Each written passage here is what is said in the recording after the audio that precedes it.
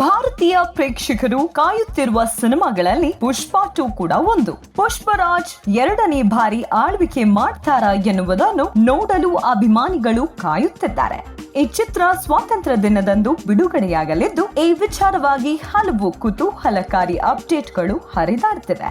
ಇನ್ನು ಪುಷ್ಪ ಸಿನಿಮಾ ಅಲ್ಲು ಅರ್ಜುನ್ ಅವರನ್ನು PAN India star ಆಗಿ ಮಾಡಿತ್ತು. ಆರಂಭದಲ್ಲಿ ಸುಕುಮಾರ್ ನಿರ್ಮಾಣದ ಈ ಚಿತ್ರಕ್ಕೆ ಆರಂಭದಲ್ಲಿ ಡಿವೈಡ್ ಟಾಕ್ ಸಿಕ್ಕಿತ್ತು. ನಂತರ ಸಿನಿಮಾ ಭರ್ಜರಿ ಯಶಸ್ಸನ್ನು ಗಳಿಸಿತು.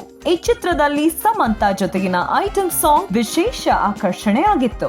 ಊ ಅಂತ ವಾ ಮಾವ ಎಂದು ಸೌತ್ ಸುಂದರಿ ಸ್ಯಾಮ್ ಸೊಂಟ ಬಳಕಿಸಿದ್ದರು. ಈ ಹಾಡಿಗೆ ಮಾಸ್ ಪ್ರೇಕ್ಷಕರು ಕುಣಿದು ಕುಪ್ಪಳಿಸಿದ್ದರು. ಹೀಗಾಗಿ ಈ ಹಾಡು ಸಿನಿಮಾದ ಯಶಸ್ಸಿನ ಭಾಗವಾಗಿತ್ತು. ಇದೇ ರೀತಿ 2ನೇ ಭಾಗದಲ್ಲಿ ಐಟಂ ಸಾಂಗ್ ಕುರಿತು ನಿರೀಕ್ಷೆಗಳು ಹೆಚ್ಚಾಗ್ತಿವೆ. ಪುಷ್ಪ 2 ಚಿತ್ರದಲ್ಲಿನ ಐಟಂ ಹಾಡಿಗೆ ಹಲವು ನಾಯಕಿಯರ ಹೆಸರು ಹರಿದಾಡ್ತಿವೆ. ಆದರೆ ಅಂತಿಮವಾಗಿ ಇಬ್ಬರ ಹೆಸರುಗಳು ಪ್ರಮುಖವಾಗಿ ಕೇಳಿ ಬರುತ್ತಿವೆ.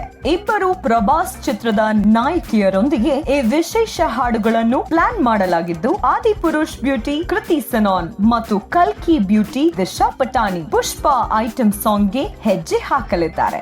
ಈಗ ಈ ಇಬ್ಬರೊಂದಿಗೆ ಸೌಂದರ್ಯದ ಡಬಲ್ ಡೋಸ್ ಅನ್ನು ಪ್ರೇಕ್ಷಕರಿಗೆ ನೀಡಲು ಚಿತ್ರತಂಡ ಬಯಸಿದೆ.